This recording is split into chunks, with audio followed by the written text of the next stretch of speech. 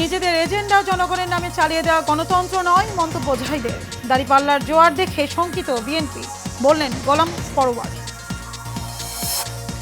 সশস্ত্র বাহিনী দিবসে শিখা অনির্বাণে রাষ্ট্রপতি ও প্রধান উপদেষ্টা শ্রদ্ধা। বিকেলে ঢাকা সেনানিবাসে সংবর্ধনা অনুষ্ঠান। এবং সরবরাহ থাকলেও কমেনি শীতকালীন সবজির দাম, প্রতি কেজিতে গুনতে হচ্ছে ৮০ থেকে ১০০ টাকা।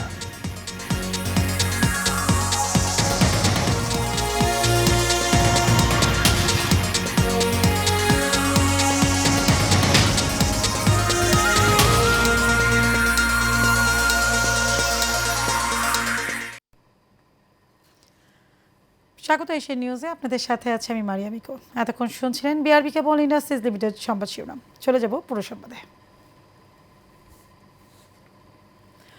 রাজধানী ঢাকা সহ দেশের বিভিন্ন স্থানে ৫.৭ মাত্রা ভূমিকম্পে ৬ জনের মৃত্যুর খবর পাওয়া গেছে। আহত হয়েছেন শতাধিক। এছাড়াও বিভিন্ন এলাকায় ভবন ক্ষতিগ্রস্ত ও হেলে পড়ার খবর পাওয়া গেছে। সকাল 10টা 38 এই ভূমিকম্প হয়। এর কেন্দ্রস্থল নরসিংদীর ঘোড়াশালে, ভূপৃষ্ঠ থেকে 10 কিলোমিটার গভীরে। আরও জানাচ্ছেন কাসের আহমেদ।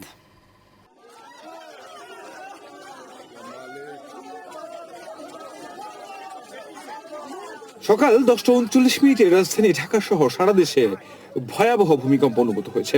এটি কয়েক সেকেন্ড স্থায়ী ছিল। আবহাওয়া অধিদপ্তরের তথ্য অনুযায়ী এই ভূমিকম্পের মাত্রা ছিল 5.7।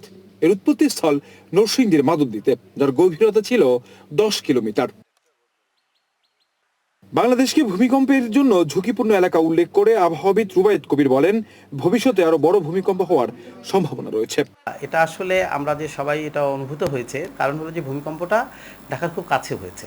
এটা আমাদের যে ভূমিকম্প পর্যবেক্ষণ ও গবেষণা কেন্দ্র আছে, এই ভূমিকম্প পর্যবেক্ষণ ও গবেষণা কেন্দ্র থেকে 13 কিলোমিটার পূর্ব দিকে এটা মাধবদীতে এর উৎপত্তি স্থল।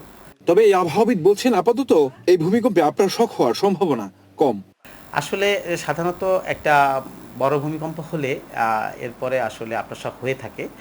তবে আমাদের এই রিজিয়নে সাধারণত আমরা যে ভূমিকম্পগুলো পাই, সেই ভূমিকম্পগুলোতে সাধারণত এই মাত্রার একটা ভূমিকম্প হলে সাধারণত এরপরে আফটারশক আমরা আসলে অনেক ক্ষেত্রে পেয়েছি, বাট এটা আসলে তুলনামূলকভাবে অনেকটা কম পেয়েছি।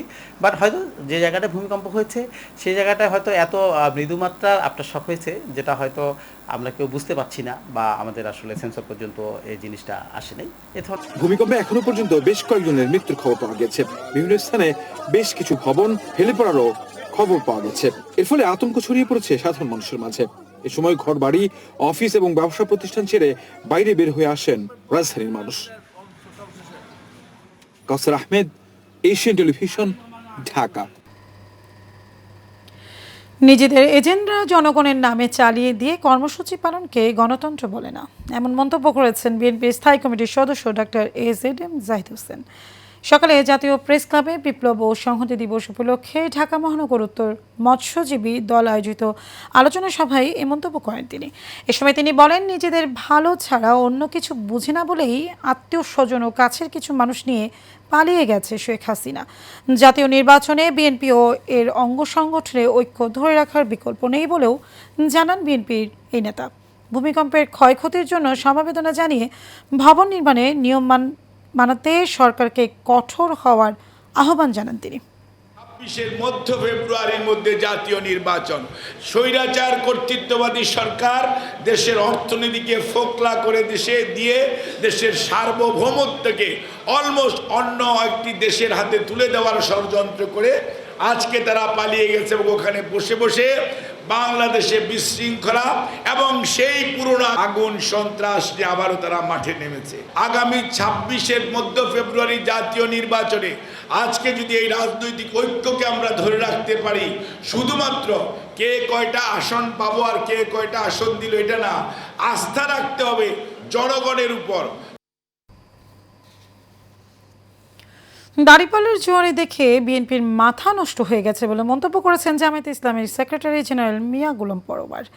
সকালে খুলনা ৫ আসনে ডুমুরিয়া উপজেলার শাহপুর আন্দোলিয়া ফুটবল মাঠে উপজেলা জামায়াতে ইসলামী উদ্যোগে ছাত্র গণজামায়াতে তিনি এসব কথা বলেন। এ সময় তিনি আরও বলেন, হিন্দু সম্প্রদায়ের ও আওয়ামী লীগের কর্মী দাঁড়িপাল্লায় ভোট দিতে চায়, তাদেরকে হুমকি দেওয়া হচ্ছে আগামী নির্বাচনে ইসলামী দলগুলোর সমঝোতার ভিত্তিতে ভোটের মাধ্যমে জয়লাভ করে নতুন বাংলাদেশ গঠন করবে।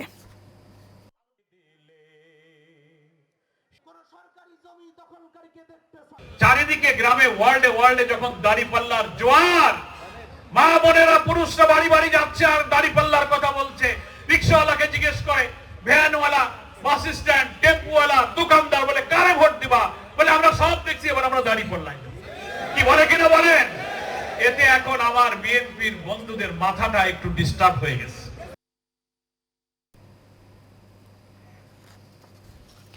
সশস্ত্র বাহিনী দিবস উপলক্ষে শিখা অনির্বাণে পুষ্পস্তবক অর্পণ করে শহীদ মুক্তিযোদ্ধাদের শ্রদ্ধা জানিয়েছেন রাষ্ট্রপতি মোহাম্মদ শাহাবুদ্দিন ও প্রধান উপদেষ্টা ডক্টর মোহাম্মদ ইউনূস। সকালে তারা এ পুষ্পস্তবক অর্পণ করেন। রাষ্ট্রপতি ও প্রধান উপদেষ্টার শ্রদ্ধা নিবেদন শেষে সেনাবাহিনীর প্রধান জেনারেল ওয়াকারুজ্জামান, নৌবাহিনী প্রধান অ্যাডমিরাল মোহাম্মদ নাজমুল হাসান এবং বিমান বাহিনীর প্রধান air chief marshal Hasan Mahmud Khan নিজ নিজ বাহিনীর পক্ষ থেকে শিখা অনির্বাণে শ্রদ্ধা জানান। যথাযথ মর্যাদা, উৎসাহ, উদ্দীপনার মধ্য দিয়ে সশস্ত্র বাহিনী দিবস উদযাপিত হচ্ছে। দেশের সব সেনানিবাস, নৌঘাঁটি ও স্থাপনা এবং বিমান বাহিনীর ঘাঁটির মসজিদসমূহে দেশের কল্যাণ ও সমৃদ্ধি, সশস্ত্র বাহিনীর উত্তরোত্তর উন্নতি ও অগ্রগতি এবং স্বাধীনতা যুদ্ধে আত্মসর্গকারী সশস্ত্র বাহিনীর শহীদদের রুহের মাগফিরাত কামনা করে ফজরের নামাজ শেষে বিশেষ মোনাজাতের মধ্য দিয়ে দিবসের কর্মসূচি শুরু হয়। দিবসটি উদযাপন উপলক্ষে প্রধান উপদেষ্টার পক্ষ থেকে আজ বিকেলে 4টায় ঢাকা সেনানিবাসের সেনাকুঞ্জে সংবর্ধনা অনুষ্ঠানে আয়োজন করা হবে।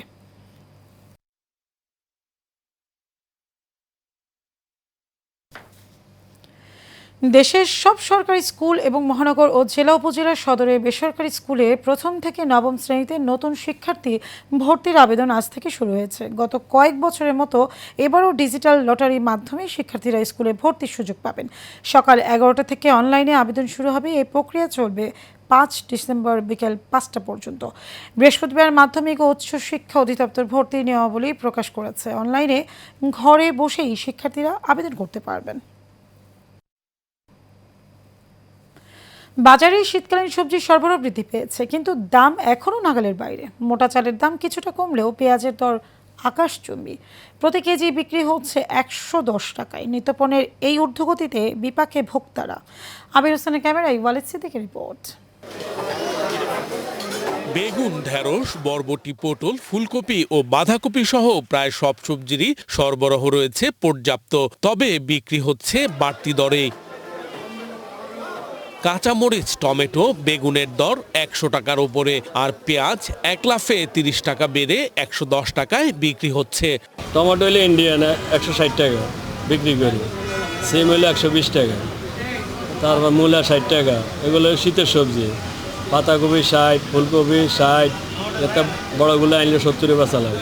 এদেরও ওই যে এতটুকু কি যদি দিলে তুমি একটা ফুলকপি এতটুকু সবচেয়ে ছোটটা ও 50 টাকা রাখলো, অনেক কম থাকার কথা। এটা 25 টাকা, বড় 30 টাকা হলে হতো আর কি।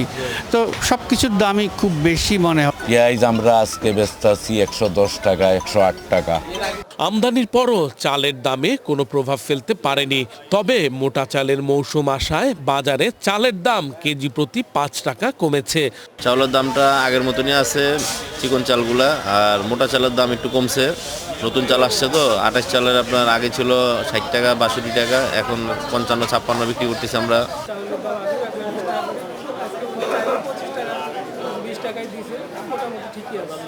মাছের বাজার কিছুটা স্থিতিশীল, কিন্তু তা মধ্যবিত্তদের নাগালের বাহিরে।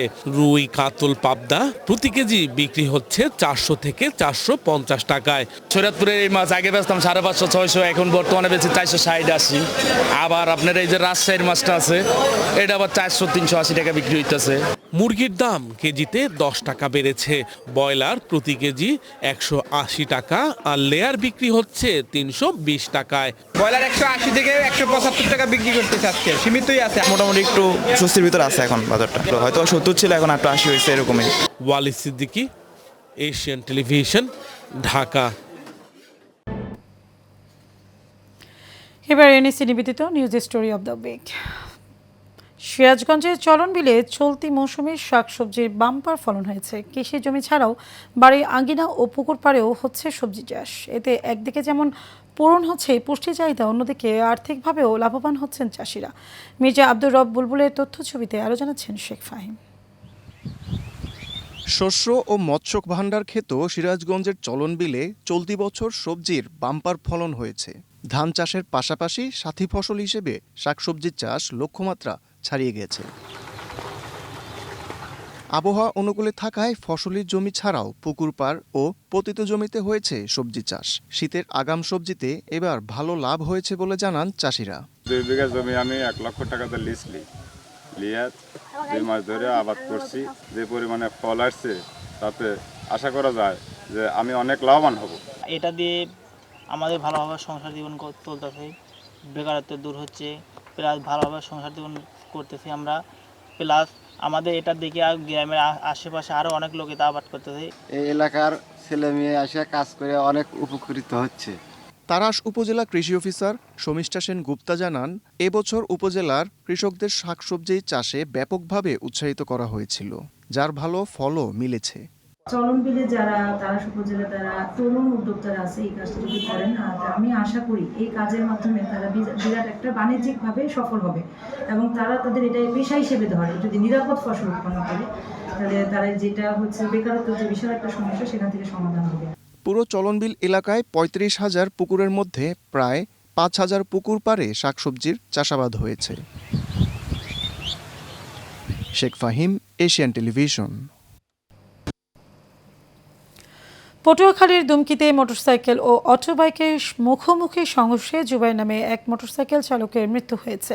এ ঘটনায় একই মোটরসাইকেলের যাত্রী জিহাদ গুরুতর আহত হয়। বৃহস্পতিবার রাতে লেবুখালী ও দুমকি সড়কে কাঁঠালতলা এলাকায় এই দুর্ঘটনা ঘটে।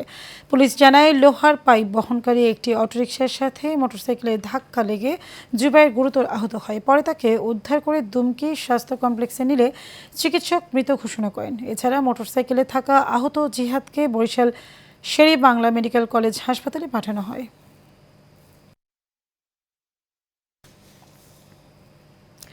বিএনপির ভারপ্রাপ্ত চেয়ারম্যান তারেক রহমানের জন্মদিন উপলক্ষে ড্যাবের আয়োজনে আগলঝরা ছোট মণি নিবাসে শিশুদের মাঝে শীতবস্ত্র বিতরণ করা হয়েছে। এতে প্রধান অতিথি ছিলেন বিএনপি চেয়ারপারসন বেগম খালেদা জিয়ার উপদেষ্টা ও বরিশাল 1 আসনে বিএনপি মনোনীত প্রার্থী জনাব জহির উদ্দিন স্বপন। অনুষ্ঠানের প্রধান পৃষ্ঠপোষক ছিলেন ঢাকা মেডিকেল কলেজ ড্যাবের সহ দপ্তর সম্পাদক ও আগলঝরা উপজেলার স্বাস্থ্য ও পরিবার পরিকল্পনা কর্মকর্তা ডাক্তার গোলাম মোর্শেদ সজীব।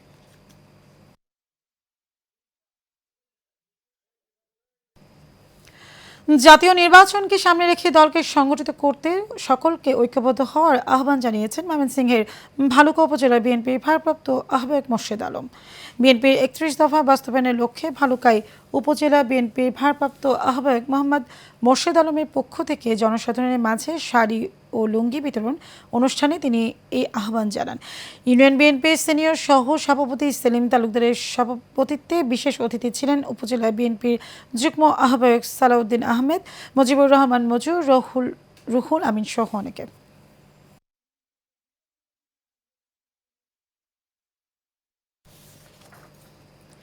বিএনপির ভারপ্রাপ্ত চেয়ারম্যান তারেক রহমানের রাষ্ট্র কাঠামো মেরামতে 31 দফা বাস্তবায়নের লক্ষ্যে গাজীপুরে কালিয়াকৈর লিফলেট বিতরণ ও পথসভা হয়েছে। গাজীপুর 1 আসনে বিএনপির মনোনয়ন প্রত্যাশী কৃষক দলের কেন্দ্রীয় কমিটির সহ সভাপতি ভিপি মোহাম্মদ ইব্রাহিমের নির্দেশনায় এই লিফলেট বিতরণ করা হয়। এই সময় উপস্থিত ছিলেন কালিয়াকৈর উপজেলা কৃষক দলের আহ্বায়ক হাজী আব্দুল হান্নান, কালিয়াকৈর উপজেলা কৃষক দলের সদস্য সচিব মোহাম্মদ আজিজুল হক সহ স্থানীয় নেতাকর্মীরা।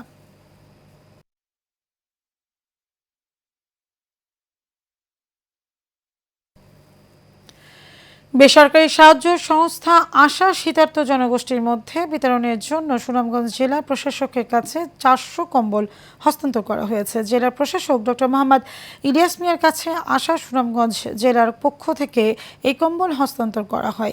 এ সময় উপস্থিত ছিলেন আশা সুনামগঞ্জ জেলার assistant support engineer Mohammad Arafat Ahmed, Sunamganj সদর 1 ব্রাঞ্চের ব্রাঞ্চ ম্যানেজার সিদ্দিকুর রহমান, সদর 2 ব্রাঞ্চের ব্রাঞ্চ ম্যানেজার রাসেল আহমেদ এবং সদর 1 ব্রাঞ্চের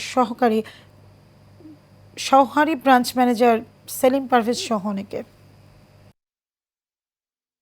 21 শতকের শিক্ষাকে শক্তিশালী করতে 5টি নতুন কোর্স চালুর ঘোষণা দিল দেশের শীর্ষ ই-লার্নিং প্ল্যাটফর্ম এডুটিউন। শিশুদের আত্মবিশ্বাস, যোগাযোগ দক্ষতা, সৃজনশীলতা ও ভবিষ্যৎমুখী সক্ষমতা বিকাশের লক্ষ্যে এডুকেশন উইথ কেয়ার প্রতিপাদ্য নিয়ে এগিয়ে যাচ্ছে প্রতিষ্ঠানটি। শিশুদের ইংরেজি, গণিত, বিজ্ঞান, প্রোগ্রামিং সহ মৌলিক দক্ষতা বাড়াতে এডুটিউনের পরিকল্পিত শেখার কাঠামো ইতিমধ্যেই প্রশংসা কুড়িয়েছে। গ্রামের প্রত্যন্ত অঞ্চলেও সমান শিক্ষার সুযোগ নিশ্চিত করতে কাজ করছে এডুটিউন। এই ধারাবাহিকতায় চালু হলো নতুন 5 course: academic Excellency, math wizard এবং ইসলামের আলোকে নৈতিকতা ও নামাজ শিক্ষা, চিত্রাঙ্কন ও কম্পিউটার প্রোগ্রামিং, যা শিশুদের শিক্ষাকে করবে আরও সমৃদ্ধ ও সময়োপযোগী। অনুষ্ঠানে সভাপতিত্ব করেন হাবিবুর রহমান। এতে প্রধান অতিথি ছিলেন খুলনা বিশ্ববিদ্যালয় সিএসই ডিসিপ্লিন অধ্যাপক ডক্টর আলমগীর হোসেন।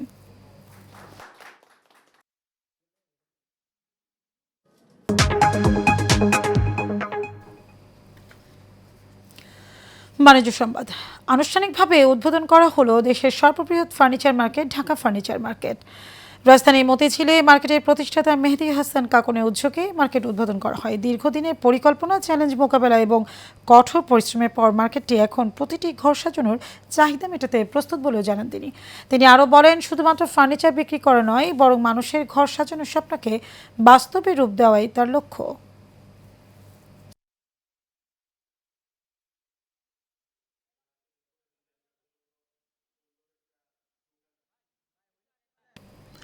শেষ করবো এশিয়ান নিউজ, তার আগে বিআরবি কেবল ইন্ডাস্ট্রিজ লিমিটেড সংবাদ শিরোনাম জানাবো আরেকবার।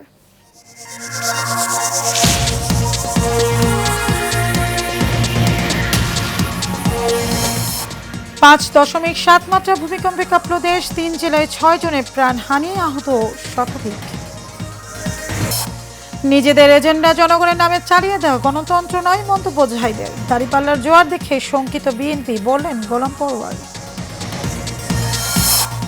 সশস্ত্র বাহিনী দিবসের শিখা অনির্বাণে রাষ্ট্রপতি ও প্রধান উপদেষ্টার শ্রদ্ধা। বিকেলে ঢাকা সেনানিবাসে সংবর্ধনা অনুষ্ঠান। এবং সরবরাহ থাকলেও কমেনি শীতকালীন সবজির দাম, প্রতি কেজিতে গুনতে হচ্ছে 80 থেকে 100 টাকা।